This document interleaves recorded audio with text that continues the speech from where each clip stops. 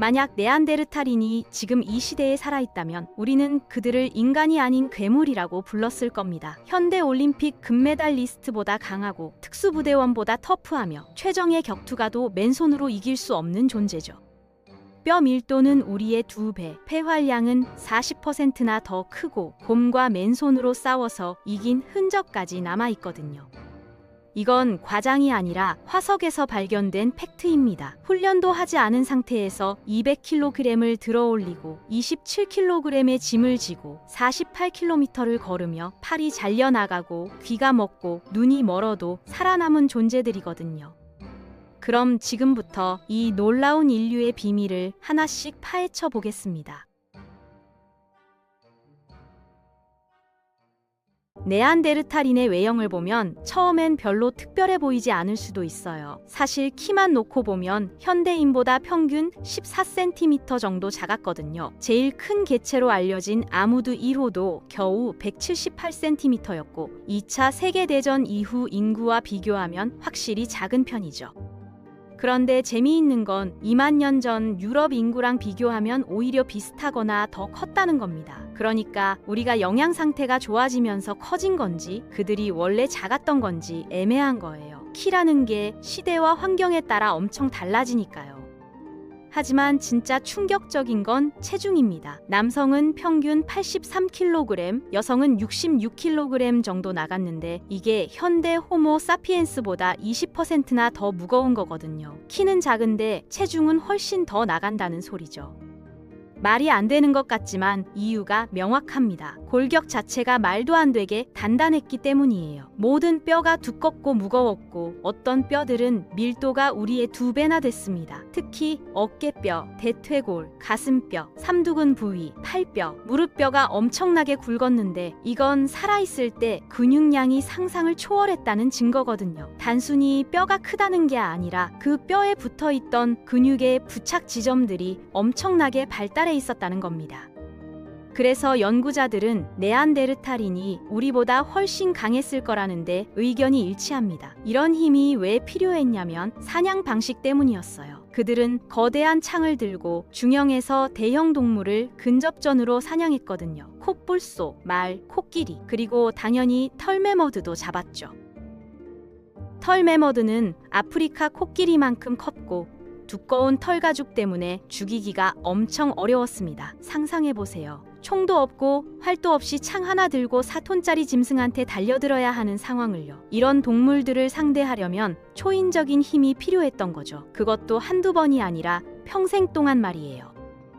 실제로 많은 네안데르탈인 화석에서 파바이 같은 팔뚝 형태가 발견됐는데 이게 바로 평생 무거운 창을 휘두른 결과라고 합니다. 오른팔잡이면 오른팔이 특히 더 발달했고 왼팔잡이면 왼팔이 더 발달했어요. 엄청난 강도로 무기를 다룰 수 있었던 거죠.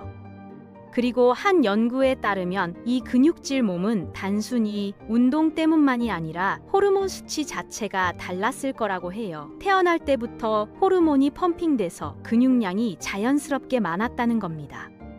일종의 천부적인 보디빌더였던 셈이죠. 덕분에 27kg의 고기를 48km나 들고 걸을 수 있었다고 하는데 축구장을 138바퀴 도는 거리거든요. 이게 사냥에서 돌아오는 일상이었다는 거예요. 이게 말이 되나요? 더 미친 건 과학자들이 추정하기를 남성은 훈련도 안 하고 벤치프레스 200kg, 여성은 110kg을 들 수 있었을 거라는 겁니다. 이게 얼마나 대단하냐면 이 무게의 3분의 2만 들어도 현대 기준으로 엘리트 파워리프터 수준이거든요. 짧고 육중한 체격이 이런 힘을 만들어냈는데 단순히 힘만 센 게 아니라 내구성도 미쳤습니다. 레슬링이나 파워리프팅 같은 종목을 했다면 그야말로 세계 챔피언감이었을 거라는 얘기죠. 그들의 어깨와 가슴, 삼두근 발달 정도를 보면 상체 힘이 특히 엄청났을 거라고 합니다. 화석을 분석한 결과 79%에서 94%가 심각한 부상을 입고도 완전히 회복된 흔적을 보였거든요. 골절은 기본이고 외상성 절단까지 있었어요. 그냥 골절이 아니라 뼈가 산산조각 날 정도의 골절이었는데도 치료받고 살았다는 겁니다.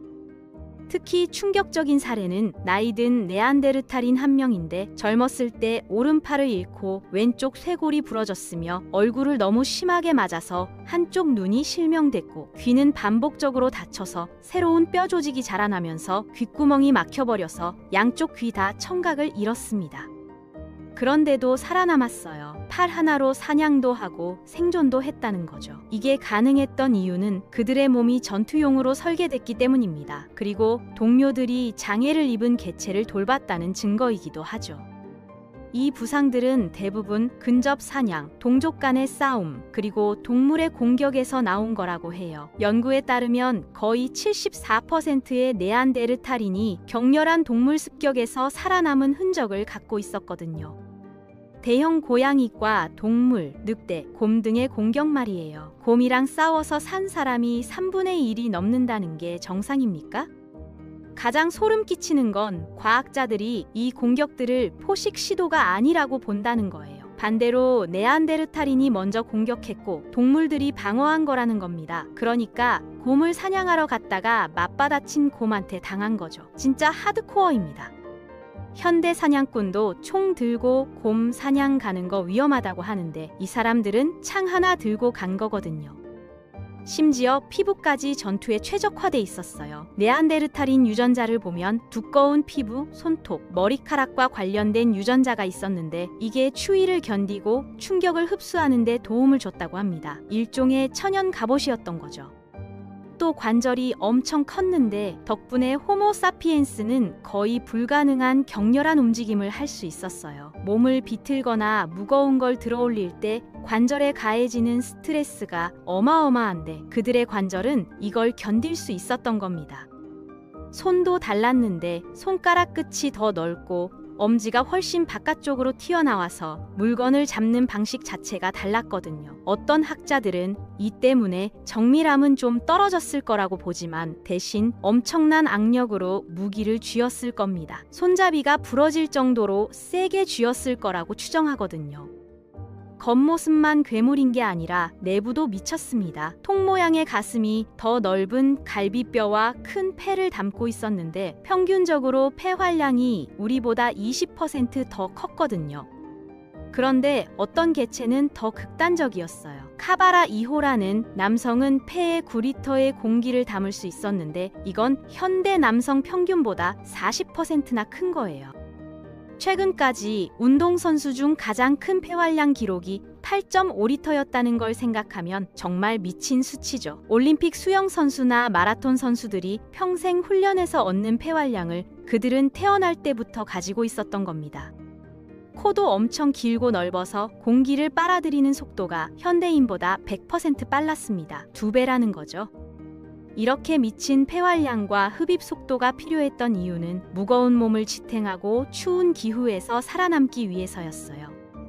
추운 곳에 사는 동물들은 열 손실을 보충하려고 대사율이 빨라지는데 네안데르탈인도 마찬가지였거든요. 몸에서 열이 빠져나가는 걸 막으려면 더 많은 에너지를 태워야 하고 그러려면 산소가 필요했던 겁니다. 그래서 하루에 필요한 칼로리가 4,500에서 6,700칼로리였습니다. 현대인이 보통 2,000칼로리 정도 먹는 걸 생각하면 3배 이상이에요. 만약 그들이 살아있었다면 식품 영양 표시에 호모 사피엔스용이랑 네안데르탈인용이 따로 있었을 거예요. 햄버거 하나 먹고 이건 네안데르탈인 기준 300칼로리입니다. 이런 식으로 말이죠. 코가 큰 건 추위에 직접적으로 도움이 됐어요. 비강이 넓으면 차갑고 건조한 공기를 데우고 습하게 만드는 데 유리하거든요. 영하 20도 공기를 그냥 들이마시면 폐가 손상되는데 넓은 코를 통과하면서 체온까지 데워지고 수분도 더해지는 거죠. 근데 여기서 재미있는 반전이 있습니다. 폐활량이 이렇게 크면 장거리 달리기를 잘했을 것 같지만 실제로는 정반대였어요. 네안데르탈인은 지구력이 형편없었고 대신 순간 속도에 특화됐거든요. 단거리 스프린터였던 겁니다.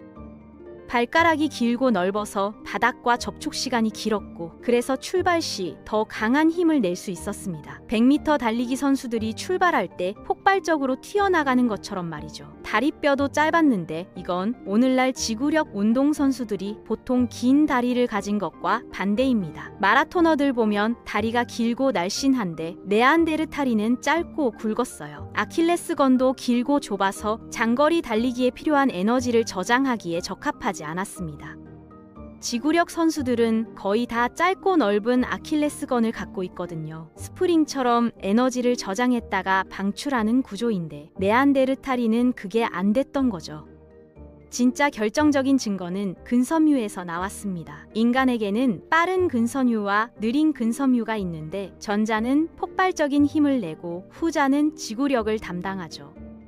현대인은 이게 섞여 있는데 네안데르탈인도 섞여 있긴 했지만 빠른 근섬유 비율이 훨씬 높았습니다. 근접 사냥에서 순간적으로 빠르게 접근하려면 이게 필요했던 거죠.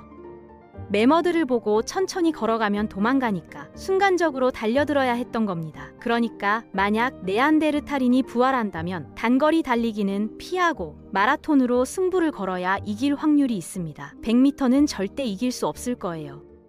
이렇게 힘과 속도가 엄청났는데 뇌도 컸어요. 남성 뇌 용량은 평균 1640세제곱센티미터, 여성은 1460세제곱센티미터로 현대인보다 약 30% 컸습니다.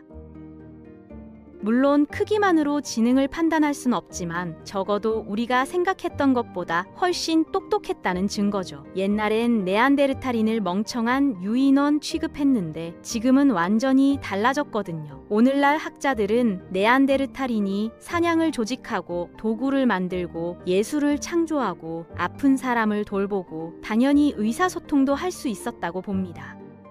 동굴 벽화도 그렸고 장신구도 만들었으며 죽은 사람을 매장하기까지 했어요. 이건 추상적 사고와 상징적 행동이 가능했다는 증거입니다. 그런데 뇌가 크다고 해서 우리보다 더 똑똑했던 건 아닐 수도 있어요. 뇌 구조 자체가 달랐거든요. 더 둥글고 폭탄 같은 모양이었고 큰 몸을 운영하는 데 많은 부분을 썼으며 후각과 시각 같은 감각에 더 많은 영역을 할애했습니다. 특히 후두엽이 엄청 컸는데 이게 시각 처리를 담당하는 부분이거든요. 그러니까 같은 크기라도 쓰임새가 달랐던 거죠. 우리는 뇌의 전두엽이 더 발달해서 복잡한 사회적 상호작용이나 장기 계획 같은 걸 잘하는데 네안데르탈인은 감각 처리에 더 특화됐을 가능성이 큽니다. 왜 시각 영역이 컸냐면 눈 자체가 비정상적으로 컸기 때문입니다. 실제 눈은 발견된 적 없지만 안화의 크기로 추정하면 우리보다 약 15% 컸다고 해요. 덕분에 시력이 훨씬 좋았고 야간 시력도 뛰어났을 겁니다. 밤에 사냥하거나 동굴에서 생활할 때 엄청 유리했겠죠. 큰 눈, 큰 뇌, 큰 코 때문에 머리 전체가 엄청 컸고 그래서 목도 두껍고 튼튼했던 거죠. 그 무거운 머리를 지탱해야 했으니까요. 목 근육도 장난 아니었을 겁니다. 머리는 크기만 큰 게 아니라 더 길쭉하고 앞으로 튀어나와 있었어요. 당연히 다른 얼굴 특징들도 컸는데 턱과 이빨이 특히 그랬습니다. 처음엔 넓고 두꺼운 턱과 튼튼한 이빨이 엄청난 교합력을 의미한다고 생각했어요. 뼈나 질긴 고기, 거친 음식을 씹는데 유리했을 거라고 본 거죠. 하이에나처럼 뼈를 씹어 먹었을 거라는 상상도 했고요. 그런데 나중에 연구해 보니까 교합력이 우리랑 크게 다르지 않았습니다. 현대인 중 상위권 수준이었고 약 700뉴턴 정도였어요. 물리면 아프긴 하겠지만 치명적인 상처를 입힐 정도는 아니었던 거죠. 그냥 악어나 하이에나 수준은 아니었다는 겁니다. 그럼 왜 입과 이빨이 그렇게 컸을까요? 한 흥미로운 가설은 이빨 자체를 수용하려고 턱이 넓어진 거라고 합니다. 이빨이 제3의 손으로 진화했다는 거예요. 연구자들은 네안데르탈인이 이빨로 물건을 잡고 조작했을 거라고 보는데 그러면 양손을 자유롭게 쓸 수 있었겠죠. 가죽을 부드럽게 만들 때도 이빨로 씹었을 거고 나무 껍질을 벗길 때도 이빨을 썼을 겁니다. 실제로 증거도 있어요. 이빨 구조가 무언가를 잡기에 적합했고 앞니에 음식이나 씹는 행위와 관련 없는 마모 패턴이 발견됐거든요. 네안데르탈인만 갖고 있는 특징이었습니다. 앞니로 물건을 엄청 많이 물었다는 증거죠. 심지어 어떤 화석에선 앞니에 작은 홈들이 패여 있었는데 이게 끈 같은 걸 반복적으로 문 흔적이라고 합니다. 튼튼한 이빨은 식단 처리에도 중요했을 겁니다. 동위원소 분석 결과 네안데르탈인은 엄청난 양의 고기를 먹었는데 너무 많아서 초육식 동물로 분류될 정도거든요. 하루 필요 칼로리의 70%가 고기에서 나왔습니다. 나머지 30%는 식물이나 견과류였는데 최근 연구에선 생각보다 다양한 식물도 먹었다는 증거가 나오고 있어요. 하지만 기본적으로는 고기가 주식이었던 건 맞습니다. 이쯤 되면 네안데르탈인이 우리랑 꽤 다르다는 걸 느끼실 텐데 혹시 네안데르탈인 DNA를 갖고 있는 사람들한테 영향이 있을까요? 엄청난 힘이나 고기를 향한 식욕 같은 거 말이죠. 솔직히 말하면 지금까지 나온 연구 대부분은 큰 영향을 발견하지 못했습니다. 네안데르탈인 DNA는 보통 운동 능력이나 외모에 미묘한 영향만 준다고 해요. 피부색이 조금 밝아진다거나 머리카락이 약간 더 굵어진다거나 하는 정도죠. 다만 최근 들어 내부 시스템, 그러니까 면역이나 대사 같은데 더 큰 영향을 줬을 수도 있다는 연구가 나오고 있습니다. 특정 질병에 대한 저항성이 높아진다거나 통증을 덜 느끼게 한다거나 하는 식으로요. 문제는 이 연구들끼리 서로 충돌하고 의견이 갈린다는 거예요. 네안데르탈인 DNA가 정확히 얼마나 영향을 주는지는 아직 논쟁 중입니다. 하지만 한 가지 확실한 건 이 멸종한 인류가 정말 놀라웠다는 사실이죠. 그들은 단순히 과거에 살다 사라진 종이 아니라 극한의 환경에서 살아남기 위해 모든 신체 능력을 극대화한 진화의 걸작이었습니다. 만약 지금 시대에 네안데르탈인이 있었다면 우리는 그들을 경외했을 겁니다. 올림픽에 네안데르탈인 선수가 나왔다면 거의 모든 종목에서 메달을 쓸어갔을 거예요. 역도, 레슬링, 격투기는 물론이고 단거리 달리기나 수영 같은 것도 말이죠. 그들의 신체는 그야말로 완벽한 생존 기계였고 40만 년 동안 지구에서 가장 혹독한 환경을 견뎌낸 증거입니다.